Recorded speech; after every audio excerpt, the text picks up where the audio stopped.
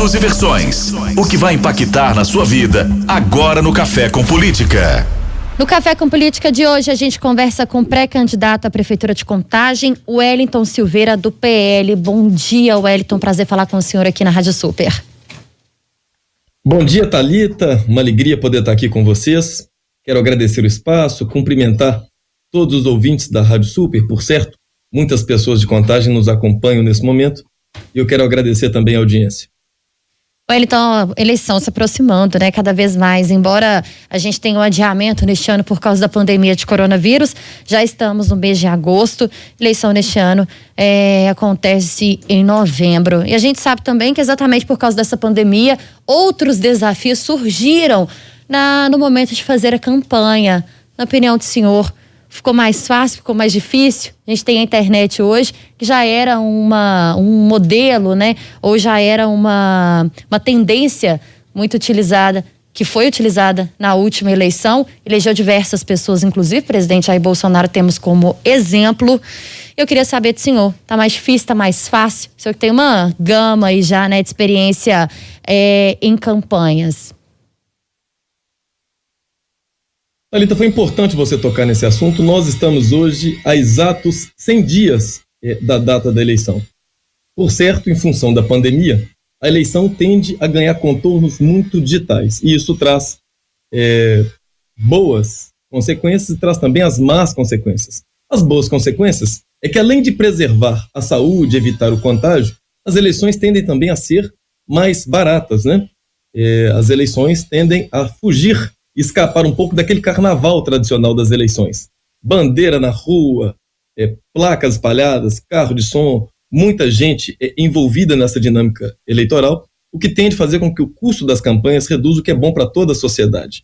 Mas, para além disso, o ambiente digital, como todos nós conhecemos, ele também é um ambiente perigoso. É um ambiente onde as pessoas se utilizam das mais perversas práticas. E a eleição também promete ser uma avalanche de fake news, de notícias falsas, e tudo isso é ruim para o processo democrático e é ruim para o resultado da eleição e faz com que a gente deixe de fazer aquilo que é importante para todo cidadão, que é discutir os problemas da cidade. E, às vezes, o ambiente virtual, no momento eleitoral, faz com que alguns candidatos de má fé e também os seus aliados usem desse instrumento para poder desconstruir reputações e fazer aquilo que não interessa à sociedade. Quando eu falei que o senhor tem uma experiência em campanha, é porque o senhor tentou ser candidato a vereador na época, né, pelo PPS, outro partido diferente desse que o senhor está hoje. E, inclusive, o senhor chegou a apoiar o atual prefeito Alex Freitas na última campanha dele. O Alex, a gente sabe, tem uma rejeição de grande parte da população de Contagem. O senhor vai ser apoiado pelo prefeito, como é que está a sua relação com ele? Olha, Thalita, o atual prefeito teve 223.902 votos. Um desses votos foi o meu. Se eu não tivesse votado nele, ele teria 223.901 votos e teria sido eleito do mesmo jeito. A grande verdade é que o atual prefeito se apresentou nas eleições passadas como sendo aquilo que a sociedade contagente espera há muito tempo. A sociedade espera uma renovação verdadeira e alguém que quebre o sistema político da cidade. Para você ter uma ideia, muitas pessoas que ainda estão no atual governo são pessoas que perpassam por todos os outros governos. Tem agentes que trabalharam no governo do Newton Cardoso, trabalharam no governo da ex-prefeita Marília Campos, também do ex-prefeito Carlos Moura, e ainda estão no atual governo. É um ciclo vicioso que se repete e a impressão que se tem é que essas pessoas se alternam no poder. E quem chegar deu todos eles. É verdade que o atual prefeito tem uma profunda rejeição, e essa profunda rejeição é resultado do descumprimento de tudo aquilo que foi tratado com a sociedade na eleição passada. Não é apenas pela agenda do IPTU. As pessoas não são radicalmente contra o IPTU, embora a maior parte das pessoas com quem eu converso tenha a impressão que o IPTU em Contagem ele é absolutamente extorsivo. O valor é alto e as pessoas têm a sensação de estarem pagando aluguel na própria casa. O que as pessoas rechaçam com veemência, o que as pessoas não concordam, é com a mentira. E a mentira, infelizmente, tem sido uma prática contumaz em Contagem, e isso, lamentavelmente, resultou no descalabro que nós estamos vivendo na nossa cidade. E aí, respondendo objetivamente a sua pergunta, eu não serei apoiado pelo atual prefeito, parece que ele já definiu pelos candidatos dele, e talvez em função da rejeição que ele tem, os próprios candidatos evitam dizer que são apoiados por ele. Mas a sociedade já sabe, todo mundo já sabe quem são os candidatos do prefeito. Eu, pelo contrário, eu sou o candidato que tem sido alvo de ataques por parte de agentes do governo, tenho sido alvo de algumas tentativas de intimidação, inclusive aliados do nosso projeto têm sido reiteradamente perseguidos por aqueles que fazem parte desse grupo alternativo ao nosso. O senhor tocou num ponto muito importante que dói muito na população de Contagem, exatamente a cobrança do IPTU, né? A gente já falou sobre isso diversas vezes aqui, inclusive com o atual prefeito Alex de Freitas. E aí eu te pergunto, se eleito, vai continuar a cobrança do IPTU na cidade de Contagem? Thalita, Contagem teve a isenção do IPTU a partir de 1989. O atual prefeito, nesse governo, retornou com a cobrança do IPTU.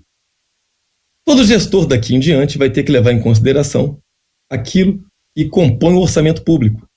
E está esculpido lá no artigo 14 da Lei de Responsabilidade Fiscal que toda renúncia fiscal tem que ser precedida do indicativo claro dos mecanismos de compensação de receita, ou seja, aquele que renuncia a qualquer receita, inclusive o IPTU, é passível de uma ação de improbidade. Então, nenhum gestor sério, nenhum gestor responsável vai prometer a isenção para todas as pessoas. O que a gente precisa fazer em Contagem com urgência é restaurar um clima de cobrança do IPTU que caiba no bolso das pessoas. Se o povo de Contagem quiser, e se Deus permitir, que eu seja o próximo prefeito da nossa cidade, eu quero ser marcado como prefeito que enfrentou com coragem 2 aspectos. Quero ser o prefeito que superou os problemas que nós estamos enfrentando na saúde em Contagem, os problemas da saúde são muito sérios, e quero ser lembrado também como prefeito que restabeleceu o equilíbrio na cobrança do IPTU. Contagem, só para você ter uma ideia, Thalita, 81 mil imóveis são cobrados o IPTU em Contagem. 81 mil imóveis. Somente no ano passado, esse ano a gente ainda não sabe, Thalita, porque não é possível saber. Somente no ano passado, em 2019, 42 mil contribuintes ficaram inadimplentes e deixaram de pagar IPTU em Contagem. Aí eu pergunto, essas pessoas deixaram de pagar o IPTU porque elas não quiseram ou porque elas não puderam, porque o IPTU é caro demais? Por isso o programa que nós vamos apresentar à nossa cidade, ele está sendo construído levando em consideração diretrizes técnicas e também levando em consideração o anseio da população que você bem observou. O nosso programa chamará Justiça Tributária. O que Contagem precisa, no nosso entender, é de justiça tributária, para que as pessoas consigam pagar um IPTU que seja justo, que caiba no bolso delas, e que elas consigam perceber claramente os resultados do seu IPTU traduzidos em melhoria da qualidade de vida do povo de Contagem. Pesquisas recentes mostram Marília Campos na preferência da população de Contagem. Ela que tem uma história que marcou a cidade quando foi prefeita e que tem o nome mais uma vez colocado como principal ou preferido pelos moradores da cidade. Ela hoje é a sua principal rival no mundo político? Todo candidato que figura na liderança das pesquisas é, por certo, o adversário a ser batido. Toda pessoa que pretende ser prefeito da nossa cidade, qualquer que seja o candidato, precisa superar o primeiro colocado. Entretanto, a Marília não é a única adversária no processo. Existem outros candidatos em disputa. O principal adversário da Marília não sou eu. O principal adversário da Marília é o PT, que é o partido que saqueou o país, é o partido que tem um histórico de roubalheira no nosso país, e tudo aquilo que o país vive hoje é consequência, é uma ação sintomática de tudo que o PT promoveu no nosso país. Quem é o verdadeiro adversário da Marília são aqueles que bradam Lula livre até hoje. O gente já está até solto. Tem gente bradando Lula livre. A cidade, Thalita, precisa sair um pouco desse viés ideológico. Inclusive o viés ideológico do PT, da esquerda, que é muito presente na sociedade em Contagem e tem sido reverberado por ela, que é a candidata da esquerda na cidade. nós não podemos mais, se você e qualquer pessoa que está nos acompanhando fizer uma análise das redes sociais dela própria e dessas pessoas, se tem discutido pouco a cidade e mais discutido aquilo que é do espectro ideológico da esquerda. Pessoas, como disse, bradando ainda Lula livre, outros em devaneios mais sérios, Marielle vive, coisas que não importam para o povo de Contagem. As pessoas estão preocupadas com os problemas mais práticos do nosso dia a dia que precisam ser enfrentados. Aliás, há aqueles também que se preocupam com a sanha do PT pela ocupação de cargos. Muita gente se preocupa com a eleição de um candidato do PT e isso abrir janela para que o PT todo do Brasil inteiro, que tem perdido eleições em todo o país, venha para Contagem seguir o seu projeto de saquear também a nossa cidade, que já sofre muito com todas as bandaleiras que essa cidade há décadas experimentou e ainda experimenta. Nós temos visto um movimento muito ativo dos comerciantes, empresários de Contagem contra as decisões da prefeitura neste momento de pandemia, comércios fechados, alguns setores, e no momento em que todo mundo tenta retomar a economia de alguma forma. Temos exemplos de outras cidades próximas, né, também da região metropolitana e a própria capital mineira, que volta a abrir o comércio a partir de hoje. Uma trajetória marcada pelo senhor no mundo político foi em relação à feirinha ali do Eldorado. Quando o senhor tentou fazer uma conversa, né, com os feirantes, transferindo ela de lugar. Mas a gente vive um momento diferente. Naquela época, claro, uma ação política também, à frente aí como vereador pelo PPS na tentativa de eleição. E agora a gente traz uma parte da população, que são os comerciantes e empresários, tentando retomar a vida, tentando retomar a economia e, claro, isso ainda vai gerar muitas ações futuras para os próximos meses, para os próximos anos. Para a economia, quais os planos do senhor?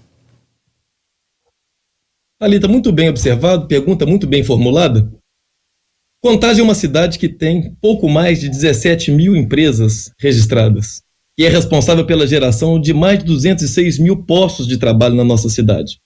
Uma simples análise do histórico, você verá que eu fui o primeiro, talvez o único, dos pré-candidatos à prefeitura da nossa cidade, que me posicionei, salvo engano, no dia 14 de abril, pela reabertura responsável do comércio.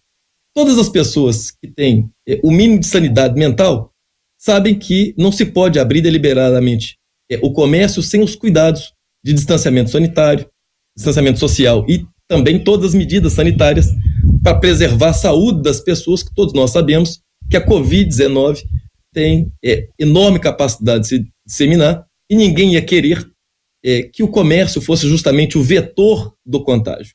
Entretanto, eu sempre defendi e continuo defendendo a reabertura responsável do comércio, porque eu acho que é possível compatibilizar as medidas de distanciamento social e as medidas sanitárias com a preservação da nossa economia.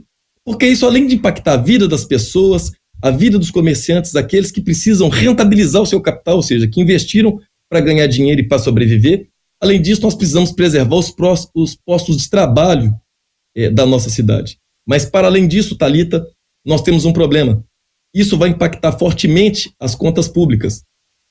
Nós já temos conta de que a cidade perde, no mínimo, 300 milhões de reais no orçamento desse ano, em decorrência da pandemia e do fechamento do comércio. Mas, respondendo precisamente à sua pergunta, Contagem ainda é uma cidade altamente burocratizada. Todos os empresários que você conversa, com todos os contabilistas da nossa cidade, que têm atuação na nossa cidade, todos se queixam que Contagem é uma cidade muito difícil. E as tratativas com a administração pública dificultam a vida de quem empreende aqui. A impressão que se tem é que a administração pública em Contagem trabalha contra quem produz e quem gera emprego na cidade. É muito difícil a obtenção de alvarás, é muito difícil a obtenção de licenciamentos e, mais do que isso, a cidade tem pouco canal, para não dizer nenhum canal, com o setor produtivo da nossa cidade. E se eu for o prefeito da nossa cidade, uma providência que é uma providência inadiável, isso não pode ser apenas retórica eleitoral, porque entra a eleição e sai a eleição, todo mundo diz que vai dialogar. Todo mundo diz que vai dialogar com o empresário. Entretanto, quando vem essa eleição, o empresário não é lembrado e ninguém dialoga com o setor produtivo. E a minha iniciativa será no sentido de dialogar com o setor produtivo, mesmo porque muitas práticas da administração pública se acham desalinhadas com a expectativa do setor produtivo e isso repercute na sociedade. Eu quero te dar um exemplo. Nós temos, por exemplo, a nossa Fundação Municipal de Ensino, que é a FUNEC. Ela hoje tem cursos, vou dar um exemplo, de patologia clínica. Se você conseguir me apontar um laboratório em Contagem que emprega 200 pessoas, provavelmente nem eu, nem você e nem quem está nos ouvindo saberá informar. Nós precisamos, inclusive, aparelhar os nossos instrumentos de educação profissional para que a nossa educação profissional vá ao encontro da expectativa de quem emprega. Nenhum gestor pode e deve empreender política pública sem escutar as pessoas envolvidas nela. Portanto, a educação profissionalizante, por exemplo, é uma agenda setorial da educação que tem impacto direto nos empresários da cidade que precisam contratar mão de obra qualificada e também impacta o trabalhador da nossa cidade que precisa de qualificação profissional e precisa de emprego. Por isso, eu quero fazer aquilo que a cidade padece pela sua ausência, que é dialogar com os empresários, dialogar com quem produz e gera emprego na nossa cidade. Hora do bate-pronto. No Café com Política. No Café com Política. Hora do bate-pronto. Perguntas objetivas, respostas objetivas, um ping-pong, combinado? Claro que sim, Thalita. Vamos lá. Para começar, principal desafio de Contagem. O principal desafio de Contagem figura justamente em retomar a credibilidade da política. Contagem é uma cidade que a política está absolutamente desacreditada por uma sequência de mentiras. Então, todo gestor que entrar na cidade, toda pessoa que for candidata na cidade, precisa convencer a população de que ele está disposto a dizer a verdade. Mais objetivo, hein, Wellington? Vamos lá. IPTU, cobrar sim ou não? Cobrar, mas com justiça. Cobrar o IPTU que seja justo. Alex de Freitas. É o prefeito que enganou a população de Contagem. Seu maior rival hoje no cenário político? Marília Campos. Prioridade para Contagem? A saúde, restabelecer a gestão plena e mandar a IGH embora. Romeu Zema. É um governador bem intencionado, com tentativas de acertar, recuperar o Estado de tudo que o PT fez com o nosso Estado. Pré-candidato à Prefeitura de Contagem, Wellington Silveira, do PL, foi o nosso convidado de hoje aqui do Café com Política. Obrigado, Wellington. Sempre bem-vindo aqui à Rádio Super. Obrigado, Thalita. Um grande abraço a todas as pessoas que nos acompanharam também. Obrigado também pela oportunidade.